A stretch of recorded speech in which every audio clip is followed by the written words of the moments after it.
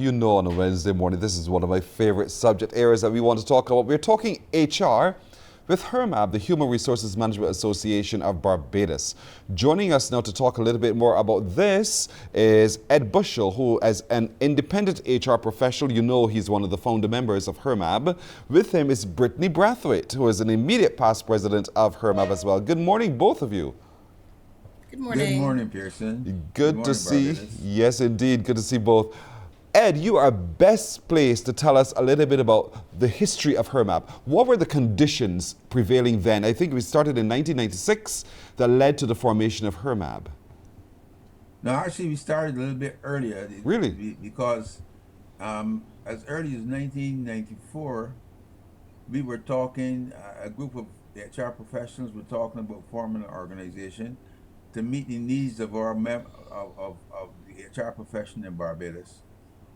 There are a lot of things that we needed to get done. We were operating a very strong industrial relations climate, and our main focus at the beginning was not to do with HR development, but had to do more with industrial relations and with labor management relations.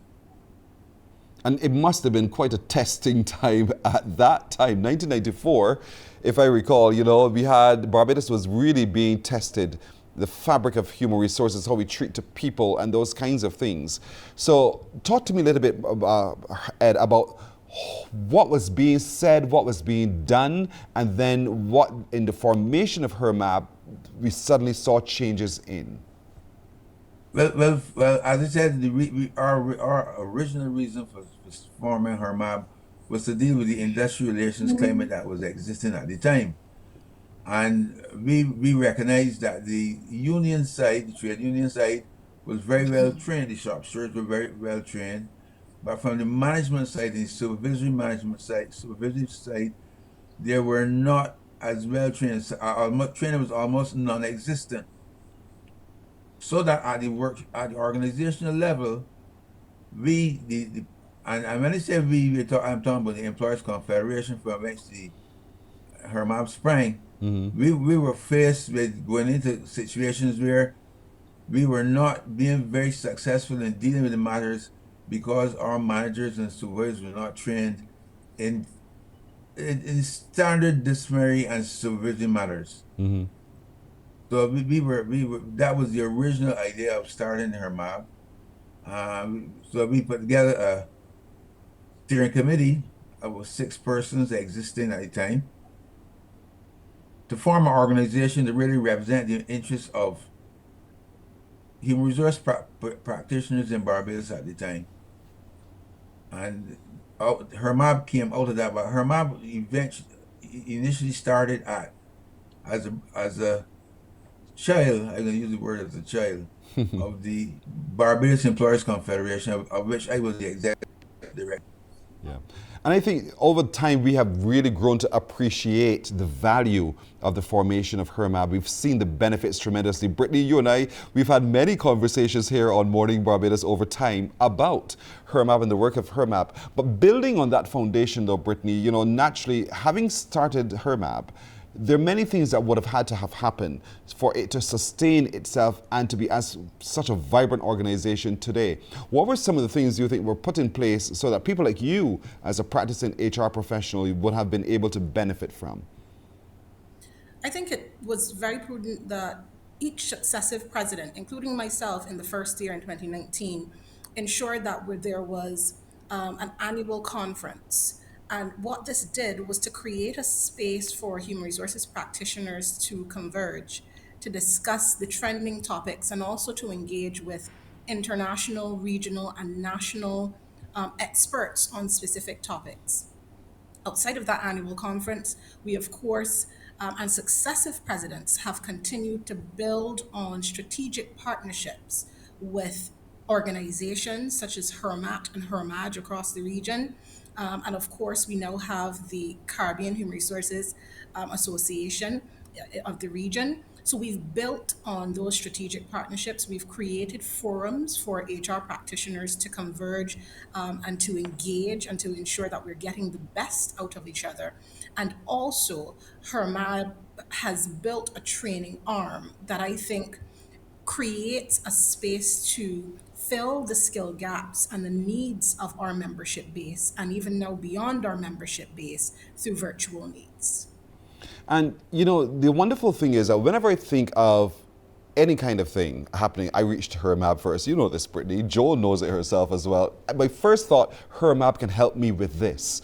And a lot of times, a lot of practicing HR professionals perhaps don't even know that. So Ed, let's talk about that. What were some of the things you think that still need to be done to be able to engender that level of confidence that equip human resource practitioners to be able to manage a lot of what's been the changing world of employment in Barbados?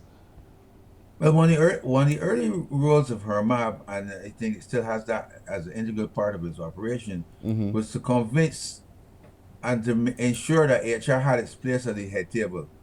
The engineers have theirs, the accountants have theirs, Yes. and it took some time. And HRMAB was very instrumental in getting a place at the table for its practitioners. Um, and of course, as HR became more and more specialized, because initially you were HR officer and you did with the administration of people in the organization. But as HRMAB has seen and participated in the strengthening of the role, so that then lots of specialization in HRMAB now. So in addition to the plain practitioner, you have specialists in areas like training and compensation, etc., that we did not have before. And HRMAB was very instrumental in getting those things on the table and getting them organized in Barbados. You talked a little bit about the. I Go also ahead. one other thing I want to just reinforce what Brittany said about the conference. I think the conference is one of the major drivers in accelerating HRMAB to national prominence. When the very first conference was held in 1995, and in our planning, we had planned. We said we'll do this conference in a workshop style, and if we were lucky, we should get about 30 people attending this conference. Of course, the results were astounding Yes. because companies took the opportunity to send not the HR people alone, but their managers and supervisors to participate in this workshop that were dealing with basic bread and butter issues that affected organizations in Barbados. And you know, so many things continue, Brittany, to affect employers and employees in Barbados. The pandemic itself caused a whole shift in the way business is treated to relationships with employees and employers. What's been HRMAB's role through this ever-changing pandemic? Thanks for that question, Pearson. I think the pandemic created a situation that many of us, in our generation had never faced before. And what HRMAB sought to do was to fortify its voice as an advocacy organization, as a national policy contributor, by embedding ourselves into the already existing committees and boards, but also extending ourselves. During that time, we committed to through the Ministry of Labour and through a committee that both Ed and I sit on, to the rewrite of the Human Resources National Policy of Barbados. That was one of the things I was involved in. We had our members, volunteer members, student members, professional members, delivering and facilitating sessions with the Ministry of Labour through the Chief Labour Officer. We had the very first session we kicked off during the pandemic was actually with the ILO Regional Office, through their employer representative there and Caribbean economist Marla Ducaran, who's a very good friend of mine, and the contribution of the HR practitioners to the redevelopment of our economies post-COVID was always the focus of HRMAB, ensuring that we put that in focus and also looking at the mental health needs of these practitioners who were so worn out during this period. So it really was a balancing act of ensuring that our practitioners and our members and non-members had the information that they needed to navigate the difficult time while ensuring that they maintain their sanity, and coming out on the other side of this better practitioners because of it. But a lot of the labor landscape has changed as well. Contractual terms have been adjusted. Relationships between employer and employee have changed. What do you see to be HRMAB's role now going forward that COVID has created this shift? I think one of our major responsibilities is I'm sorry. No, I do take it I first think and one then of our Brittany. major I think one of our major responsibilities now is to help our members adapt to the rapidly changing and very volatile environment in which we operate in. We have more rules and regulations now than ever before, but still it needs adaptation to meet the current current environment in which we operate in. Adaptation is a major assistance we need to help our members achieve. Brittany? Yes, I think it's really important that we continue to facilitate via the training arm of the association. We reinforce the legislative and the regulatory framework that exists to ensure our members are aware of that, not just from a national perspective, but from an international perspective. So, what are conventions saying, even where we don't have legal framework? What should your organizations be doing in advance and proactively? And secondly, it's really important to engage with our strategic partners. And Ed said, the HRMAB came through as a child of the Barbados Employers Confederation. And I am a former employee labor management advisor of the Barbados Employers Confederation, and I can speak to the wonderful working relationship HRMAB has had and continues to have with the BEC in ensuring that members, many of whom have dual membership between the organizations, are provided with the information and a continuous information flow on how to navigate the environment that we continue to see evolving through a labor regulatory perspective. Quickly, Ed, since it was your baby, you were part of the founders of HRMAB. What do you see to be the future when you look past now for HRMAB? Well, I think HRMAB has an excellent future because some of the things that existed before, some of the opportunities that we had before still are there. I still think that we need to have a bigger place on the table for some of our members, but they of course they have to take responsibility for getting there themselves as well.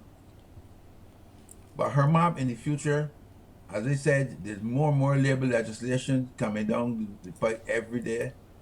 We have to get our members knowledgeable, to understand how it impacts on their own organization, how it impacts on the membership of HRMAB. And one of the major changes actually is the whole question of legislation. Yes. That in early days that was nearly non-existent. We practiced voluntarism. Now is legislation. All right. Brittany, from your perspective, what do you see to be the potential future for HRMAB? I think there's continued focus on corporate governance and the strengthening of the corporate governance and the succession planning of the organization to ensure that it's here for another 50 or 60 years. The deepening of our strategic alliances with national, regional, and international partners so that we ensure we serve our members. And that, as Ed said, the ever focus on the legislative and the regulatory framework. And I would dare say, not just from a national perspective, but all practitioners should have their eyes on the international scope, how things are churning, and keeping their eyes out to ensure that they're either in proactive compliance or in compliance, with what is on the ground. I am so happy and so comfortable with HRMAB now. I know, given the focus and the energy of the leadership of HRMAB, it's going to go far further. And I really want to thank you, Ed Bushell, you and your founders, for helping to put this all together.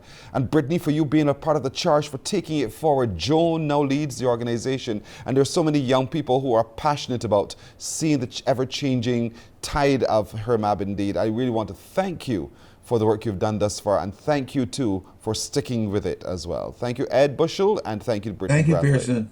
You're very welcome. You're very welcome indeed. Have a wonderful day.